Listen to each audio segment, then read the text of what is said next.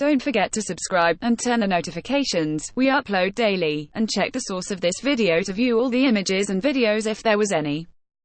Image copyright Getty Images. Image caption Host Karamo Brown left said he was moved by viewers' complaints about accessibility. Karamo Brown, a host on the hugely successful makeover show Queer Eye, has added his voice to a social media debate urging Netflix to improve its subtitles for deaf and hard-of-hearing watchers. Fans of the show took to Twitter to complain about the service misrepresenting, censoring and simplifying dialogue from a variety of shows.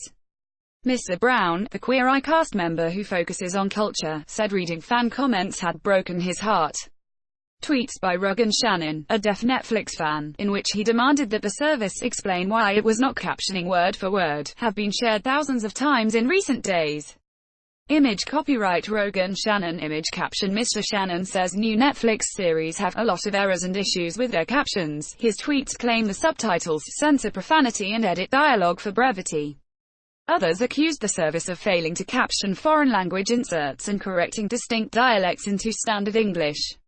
After the outpouring of social media complaints, Netflix thanked fans for raising concerns, and said on Twitter that it was looking at fixing some of the issues raised, a move that was welcomed by Mr. Brown.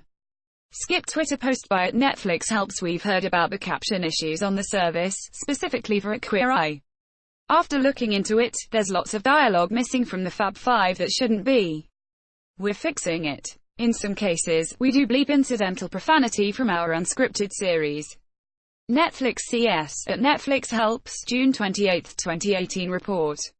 Skip Twitter post 2 by @Netflix helps. Delivering a great experience to our deaf and hard of hearing members is very important to us. We've also heard from fans about a similar concern in Marvel's Luke Cage Season 2. We're looking into this now. Netflix CS @Netflix helps, June 28, 2018 report. Subtitles are created in different ways by different broadcasters, with many employing outside subtitling firms. They can be written manually and time-coded to audio, or are generated using dictation software or audio recognition. Gemma Rayner-Jones, 31, from Canterbury in England, uses subtitles to help her to concentrate when watching shows online because of a cognitive impairment. Because she is able to hear and notice the differences, she has been tracking and complaining about inaccuracies in Netflix's subtitles for about 2 years. Image copyright Gemma Rayner-Jones. Image caption Ms. Rayner-Jones began to keep track of some of her complaints this year, after finding they were not being fixed. She estimates that she has submitted about 150 complaints in that time, and says she has not had a response. Everyone should be getting the same experience, she told the BBC. It seems a shame to have a system to report faults there to placate people, but they don't seem to be doing anything about it. She wants Netflix to be more transparent about how it handles complaints, so that users can check in whether action has been taken. Student Chrissy Marshall, 18, studies film at the University of California and runs a YouTube account trying to raise awareness about deaf culture, accessibility and sign language. She was one of many who took to Twitter to complain about inaccuracies in Queer Eye subtitling. For her, online streaming still remains one of the best entertainment options available. I don't watch cable or normal TV because captioning is always messed up or lagging. As for movie-going in theaters, the experience normally sucks, she told the BBC.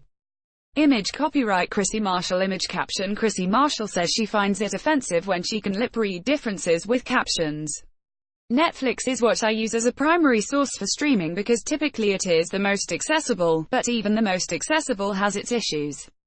Captioning as a job is not to clean up language, it's to provide accessibility, full accessibility.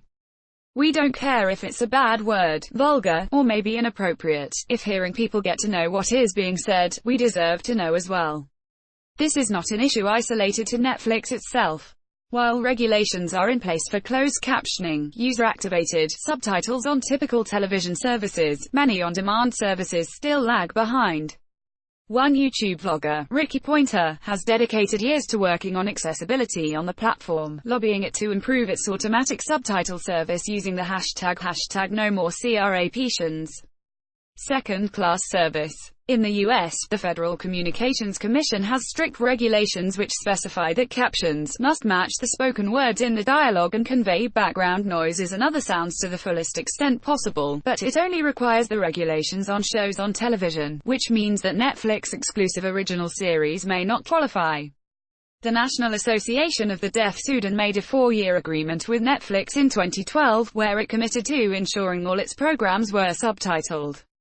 Although the 4-year decree has now run out, on Thursday the group told the BBC it was disappointed that Netflix appears not to be providing captioning at the level that was promised, and said it hoped it would ensure it was using verbatim and accurate captions.